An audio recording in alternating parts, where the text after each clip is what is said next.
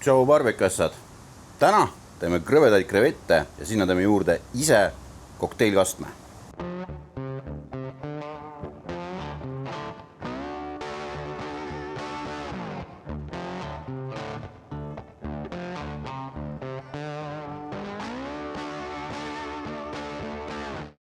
Mis sul on siis vaja, et teha krõvedaid krevette kokteilkastmega? Kohe vaatame. Kõigepealt on sul vaja muidugi krevette. Minul täna kasutusel tiigrikrevetid Vikmani abiga. Aitäh, Vikman. Siis sul on vaja natuke suhkrut. Ei pea olema pruun suhkur, võib olla valge suhkur vabalt. Mul lihtsalt ei olnud valget suhkrut. Ma ei tea, mis põhjusel. Siis on sul vaja mädarõigast, Worcestershire'i kastet, sidrunit paar tükki. Siis on sul vaja ketšupit, mul on siis praegu kasutusel see Bulgaaria, paar pakki võid, jubilee ja soovil ka Killer Hawksi hot sauce. Kõige esimese asjana paneme krevetid vardasse. Mul on siis Streamfire'i need munavardad.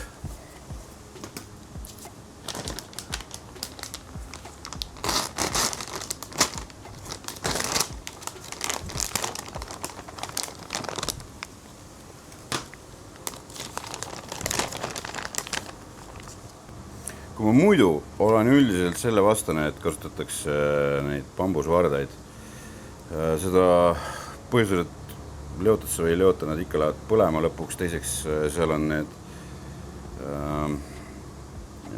pinnud sees, et need võivad jääda lihasse või mis iganes sinna paned. Siis krevett käib küll nüüd nii kähku, et sellega on okei, kui sa neid kasutad. Aga see kahe aruga varas on siin kreveti tegemisel väga hea, sest et krevetid on teada tuntud selle poolest, et need lähevad nagu keerlema kohe seal ühe vardaga. Nii, nüüd maitsestame need krevetid ära. Byroni jubilee, teada tuntud asi, väga maitsev selle kraami peal siin ja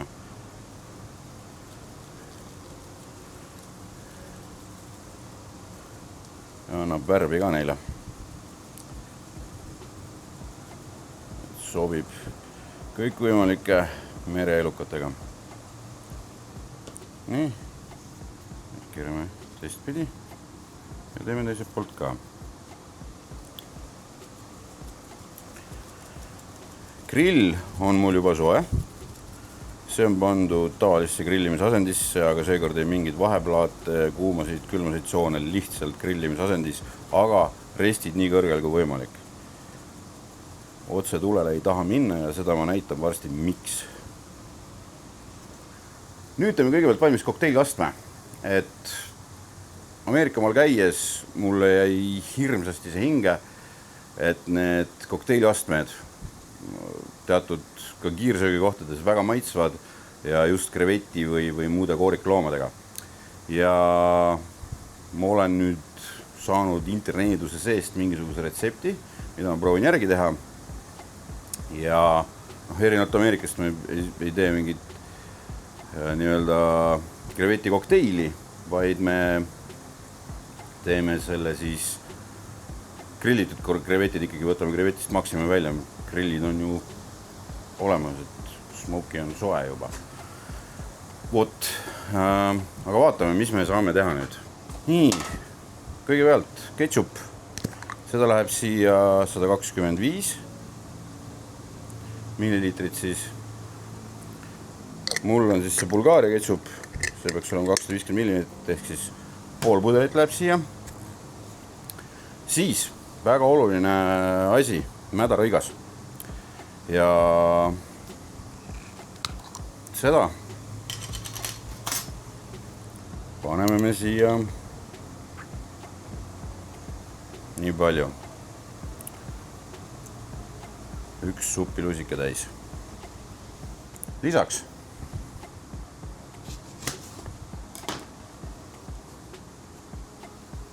sidrun. Ma olen pool sisse. Siis Worcestershire'i kaste. 1 teelusika täis. Väikene sort suhkrut. Seda saab juurde alati panna. Äravõtmisel läheb keeruliseks. Ja siis väike splash hot sauce'i. Ja nüüd tuleb kõik see ära segada.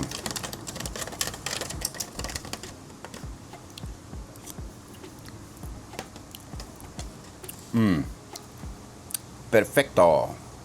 Osad nüüd panevad siia juurde ka küüslaugu, aga see on siuke so and so, kas paned või ei pane. Mul on küüslaug küll ära hakitud ja valmis juba, aga ta tuleb pigem mängu siin kreveti juures ja ma topelt ei hakka seda panema. Nii, järgmise käiguna paneme 1,5 pakki võid vanni ja läheb sulama. See on täpselt ongi järgmine äik, rohkem midagi ei puutu praegu. Grill on meil praegu see midagi üle 200 kraadi ja läheb või peale ja kohe hakkas sulama ka. Nüüd on vaja mul veel 2 poolikut sidrunit ja need lähevad koos krevettidega grillile. Või on nüüd enam-vähem sulanud ja nüüd tuleb mängu see krõbeda kreveti koht, ehk siis võtad seda vederat võid ja teed krevetid kokku. Miks ma seda grilli peal ei tee? Sellepärast, et see kõik põleb seal enne maha, kui ma oma asjadega lõpule jõuan. Teine siin see, et näha oli, et küüslauk on lõigatud. Miks see siin või sees juba ei ole? Sellepärast, et kui ma panen need purustatud küüslaugu tükid siia selle kreveti peale, siis kuumal grillil kõrbevad nad lihtsalt ära ja jätavad ebameeldiva maigu. Need krevetid lähevad pärast või sisse suplema korra niikuinii, ehk siis väga vahet ei ole. Nii, teiselt poolt ka.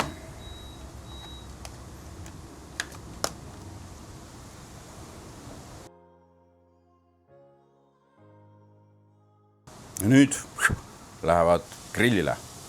Nii, ja siin mingit kunsti ei ole. Peale ja see käib nüüd kähku. Ja samamoodi ei tohi unustada seda siin.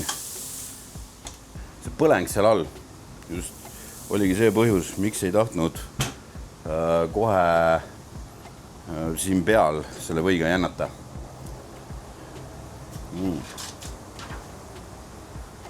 Küll aga võib nüüd panna või sisse ära küüslaugu. Nüüd aga kuuma kinnas ja nagu ma ütlesin, et krevetid käivad siin ruttu. Vaadata, et nad mingil juhul ei kõrveks. Kõrvend krevette ei taha keegi süüa. Krevetid on näha õnneks, et siit tagant hakkavad nad täitsa valgeks minema. Ja siis on õige aeg. Liiga kaua ei tohi ka neid hoida, sellepärast, et siis nad muutuvad lihtsalt kummikuulideks. Krevetid on kohe maha tulemas, aga enne võtab sidrunid maha ja laseme need siia tühjaks. Nii, segame ära.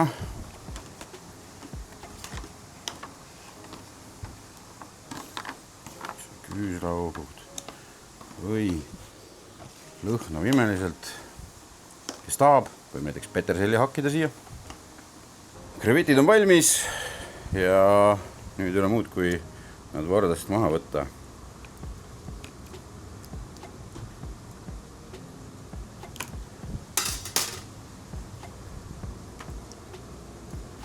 Segame nad mõnusalt läbi selle vedelikuga siin.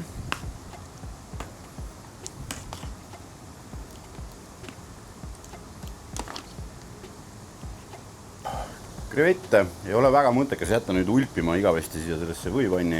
Need peaks kuskile serveerimistadrikusse või nõusse panema.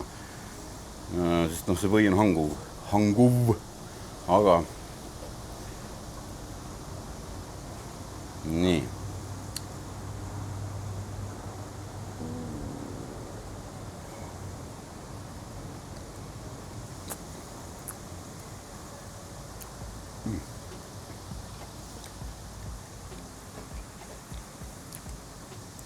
Oh yeah.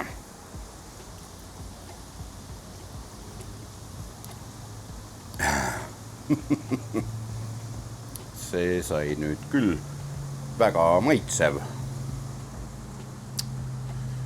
Proovige järgi, sellepärast et see on ülikiire, ülilihtne ja ülimaitsev samal ajal.